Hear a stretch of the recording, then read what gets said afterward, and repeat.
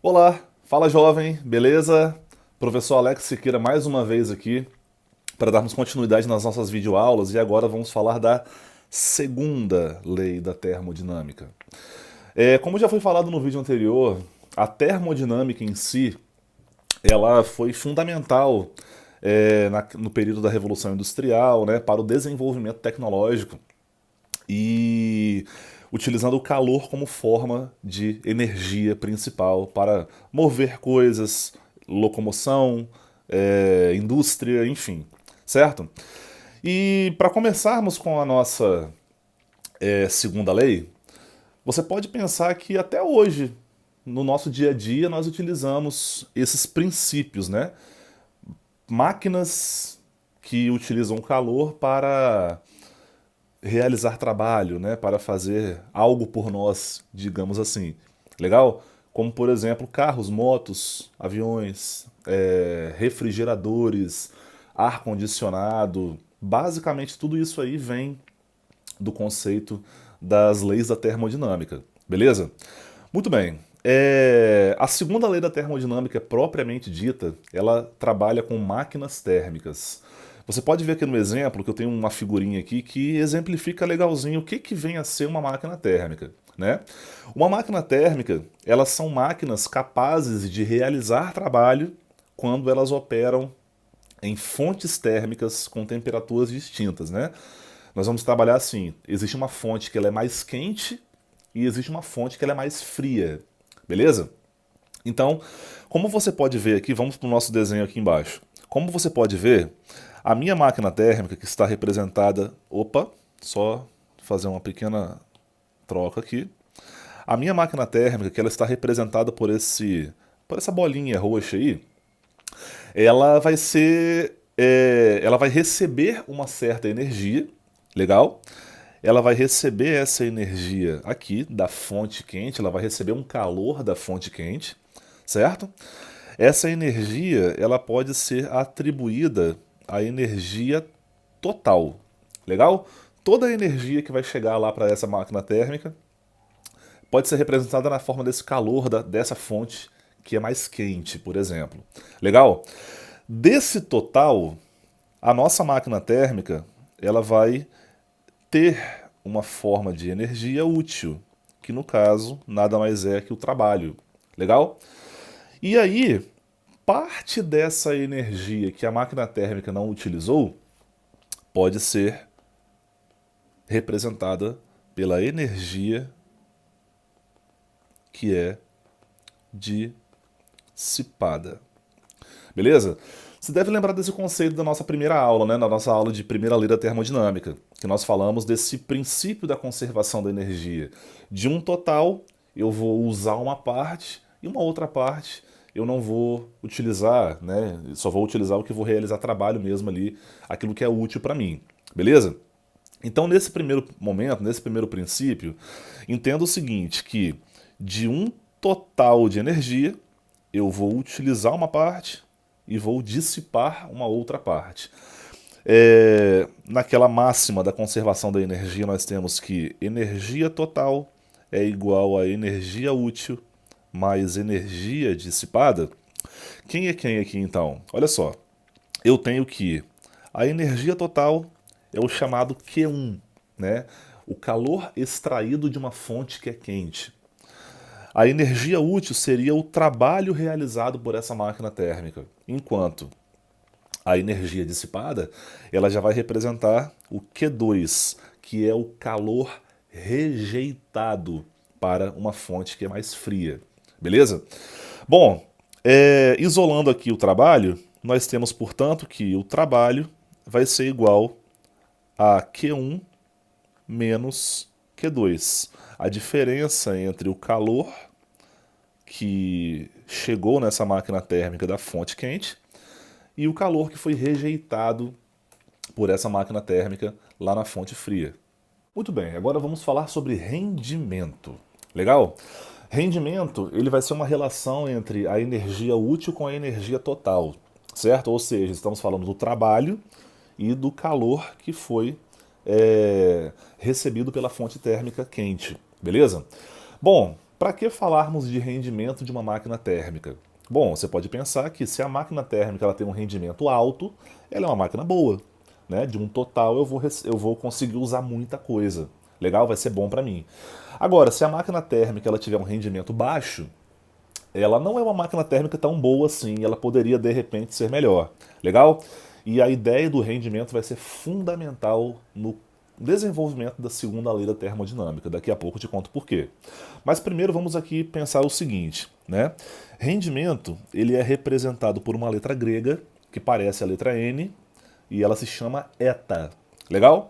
E o rendimento sempre será o útil sobre o total. Beleza? Fazendo uma pequena analogia, o jogador da NBA ele tem um rendimento nos arremessos dele de 50%. 50%. O que isso significa? Significa que de 10 arremessos que ele tenta converter, ele consegue converter 5. Legal? Então esses 5 arremessos que foram convertidos é o útil para aquele jogador e os 10 arremessos representam o total, né, naquela situação daquele jogador. Beleza? Isso para qualquer área de qualquer situação. Beleza? Então, aqui o rendimento ele vai ser o útil sobre o total, e como nós estamos fazendo um rendimento percentual, eu tenho que multiplicar isso aqui por 100%. Beleza? Muito bem, então, vamos lá. Quem é quem, então, aqui na nossa brincadeira? Reparem que... lembrando que eu vou... manter o 100% distanciado um pouquinho, depois eu coloco ele no final, beleza? Para não ficar carregando muita coisa. Então vamos lá. Quem é quem aqui? O útil seria o trabalho, o total, o calor da fonte quente. Legal? Então essa primeira análise aqui, olha, seria uma primeira forma de calcularmos o rendimento de uma máquina térmica. O trabalho realizado dividido pelo calor da fonte quente multiplicado por 100%. Só que nós podemos também reescrever isso aí. Legal? Como, por exemplo, lembre que eu posso escrever da seguinte maneira. Quem é o trabalho? O trabalho, como nós vimos aqui anteriormente, o trabalho ele vai ser a diferença entre o calor da fonte quente pelo calor da fonte fria. Beleza? Repare que o denominador, que é o Q1 aqui, olha, ele divide tanto esse Q1 que está em cima como o Q2 que também está em cima. Eu quero fazer uma separação, que é a seguinte. Então, eta vai ser igual a Q1 dividido por Q1 menos Q2 dividido por Q1. Beleza? Como você pode reparar aqui, ó, Q1 dividido por Q1, quando eu divido duas coisas que são iguais, o resultado dá 1. Beleza? Então, quem é que vai sobrar aqui? Bom, vai sobrar que o rendimento vai ser igual a 1 menos o calor da fonte fria dividido pelo calor da fonte quente. E como eu prometi anteriormente, eu vou multiplicar todo mundo por 100%. Essa aqui é uma segunda forma de nós calcularmos o rendimento de uma máquina térmica. E como eu falei para vocês, o rendimento de uma máquina térmica, a discussão sobre o rendimento vai ser fundamental para o desenvolvimento da segunda lei da termodinâmica. Muito bem, agora vamos falar sobre o ciclo de Carnot, né? Sadi Carnot, vou até escrever o nome do cara aqui. Sadi Carnot, ele foi um engenheiro francês e ele percebeu que as máquinas térmicas da época elas tinham um baixíssimo rendimento, né? Coisa de 4, 5, 6%. Ou seja, pegando os 5, né? 100% de energia em forma de calor que chega para aquela máquina, apenas 5% ele consegue utilizar e os outros 95% são rejeitados. Beleza? Sadi Carnot ele disse o seguinte, que para uma máquina térmica ser capaz de converter calor em trabalho de forma contínua, essa máquina deve operar em ciclos, né? E ele desenvolveu aqui o ciclo de Carnot e as máquinas que seguem esse ciclo têm o seu melhor rendimento possível. Quer ver só? Vamos analisar um pouquinho aqui o ciclo de Carnot. É uma transformação cíclica, como o próprio nome já diz. Eu tenho que o meu estado termodinâmico A é o inicial. Ele sofre uma expansão isotérmica até um estado B, por exemplo. Legal? Essa curva aqui, ó, ela é chamada de curva isoterma. Isoterma, beleza? O nome é bem sugestivo, significa que todos os pontos dessa curva têm diferentes pressões, diferentes volumes, porém a mesma temperatura, beleza? A segunda transformação é uma transformação adiabática, onde não há trocas de calor. É uma expansão adiabática. Eu vou chamar aqui de B até um C, por exemplo. De C eu venho para D, que é uma compressão isotérmica. E por último, uma compressão adiabática de D para A. Legal? Utilizando a primeira lei da termodinâmica, ainda a primeira lei da termodinâmica, eu quero analisar cada transformação com vocês, ok? Bom, primeiramente vamos falar da transformação de A para B. Essa é uma transformação isotérmica, a temperatura é constante. Isso implica no quê? Vamos lembrar da nossa última aula? A energia interna de um gás está diretamente ligado à temperatura desse gás. Então, se não houve variação dessa energia, aliás, dessa temperatura, portanto, eu já posso falar que a variação da energia interna vale zero. Beleza? Muito bem. Analisando aqui com a nossa primeira lei da última aula, né, da termodinâmica, eu tenho que a variação da energia interna é igual ao calor menos o trabalho. Legal? Como eu sei que a variação da energia interna aqui vale zero, isso vai implicar com o quê? Vai implicar que o calor é igual ao trabalho, certo? Bom, analisando o gráfico, repare só o seguinte: no ponto A eu tenho um certo volume, que eu vou chamar de VA. No ponto B eu tenho um outro certo volume que eu chamo de VB. Se o volume aumentou, então eu sei que o trabalho é positivo. Se o trabalho é igual ao calor, então o calor também é positivo.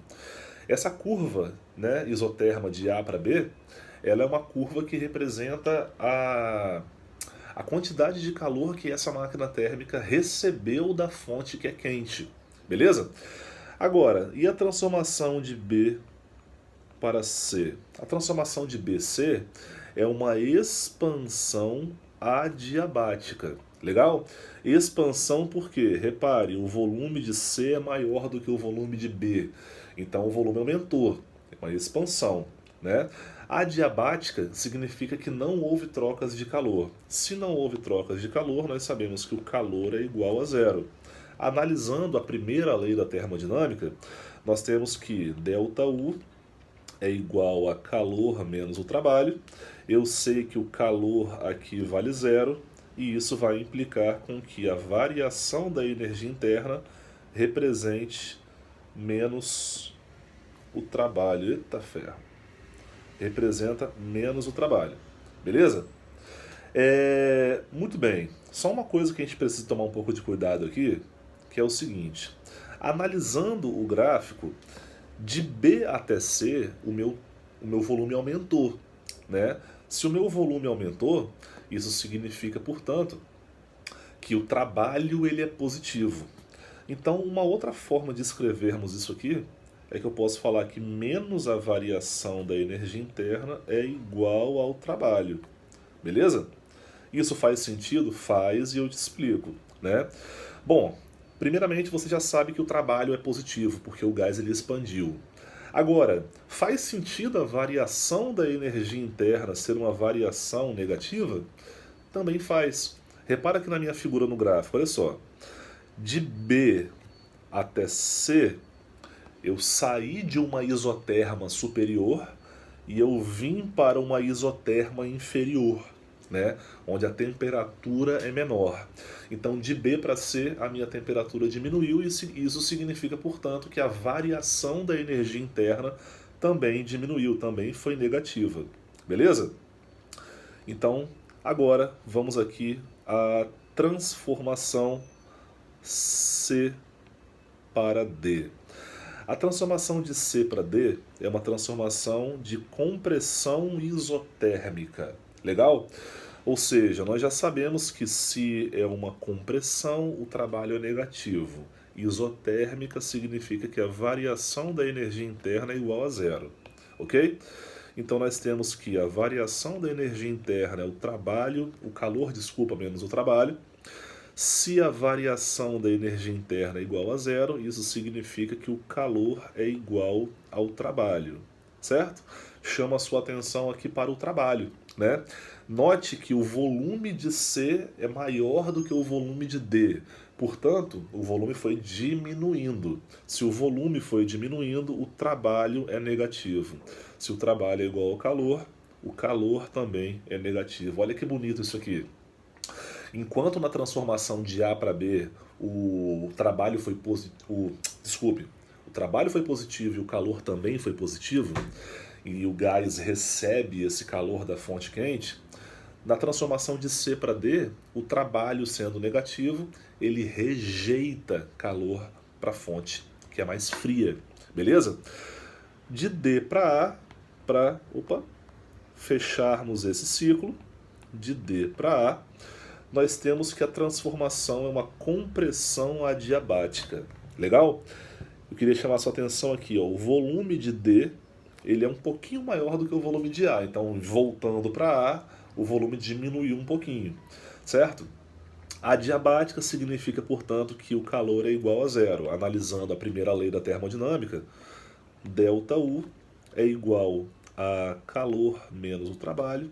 Se o calor ele é igual a zero, isso simboliza que a variação da energia interna é igual a menos o trabalho. O trabalho é negativo, porque houve uma compressão.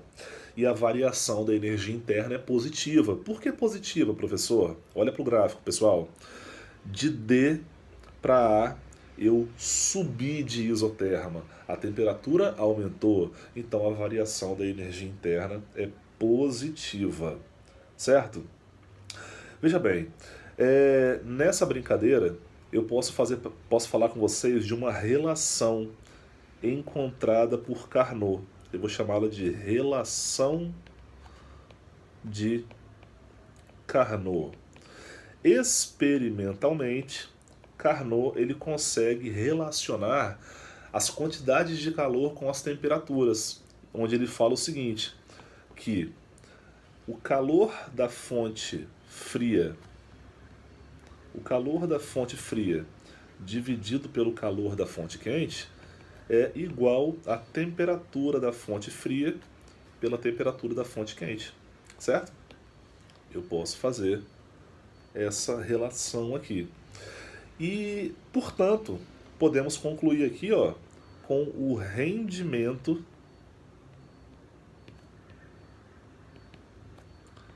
de uma máquina de Carnot. Professor, o que é uma máquina de Carnot? Uma máquina de Carnot é uma máquina térmica que segue o ciclo de Carnot. Tudo bem? Bom, do nosso último quadrinho você deve lembrar dessa relação do rendimento com os calores, né, e tal. E aí eu posso concluir com vocês que o rendimento de uma máquina de Carnot é igual a 1 menos T2 sobre T1, já que T2 sobre T1 é igual a Q2 sobre Q1. Beleza?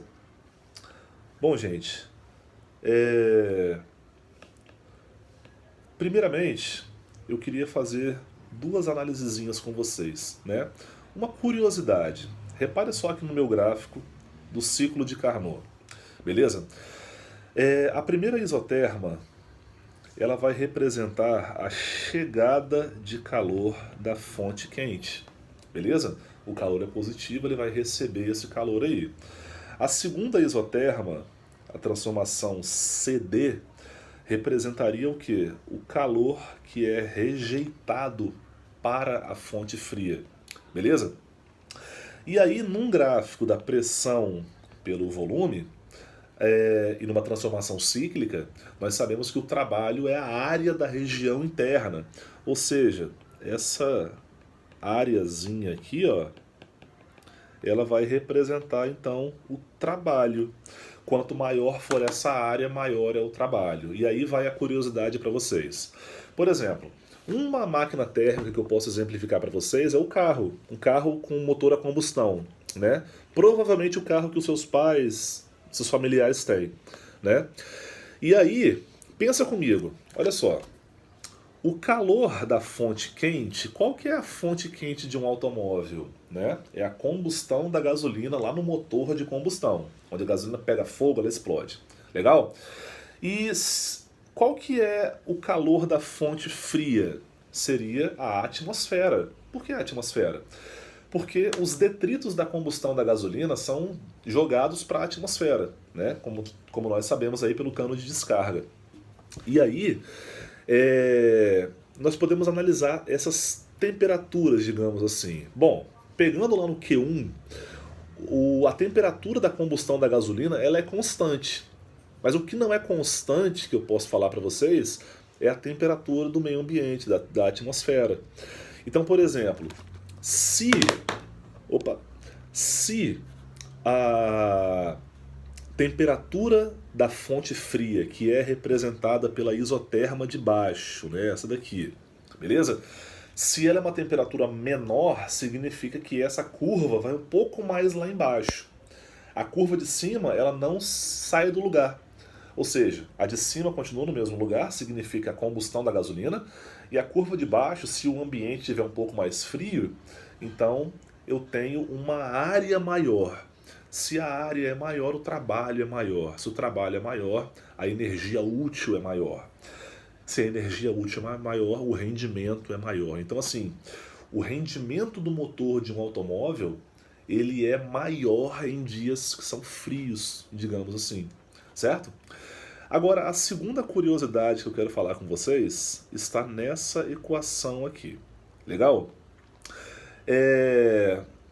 Um dos enunciados da segunda lei da termodinâmica diz que o rendimento de uma máquina térmica sempre é inferior a 100%. Legal? E um outro enunciado dessa segunda lei da termodinâmica é que, bom, o calor ele é transmitido de forma espontânea do corpo mais quente para o corpo mais frio. E uma máquina térmica, ela precisa de duas fontes térmicas para operar. Legal?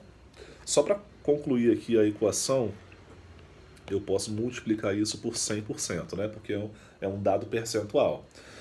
Primeira coisa, por que o rendimento não pode ser igual a 100%? Vamos estudar matematicamente por quê. Legal? Olha só. Primeiramente, quando que o rendimento ele é igual a 100%? Bom, simplesmente quando eu tenho esse 100% aqui, multiplicando o número 1 aqui dentro. Legal? Agora, quando que a parte de dentro dá 1? Quando esse número, que já é o 1, ele é subtraído do zero. Então isso aqui tem que dar zero. T2 sobre T1 tem que ser igual a zero. Beleza? Quando que T2 sobre T1 dá zero? Quando T2 for igual a zero. T2 não é a temperatura da fonte fria? E outra coisa que eu tenho que falar com vocês aqui, que você não, por favor, não esqueça. Temperatura sempre em Kelvin.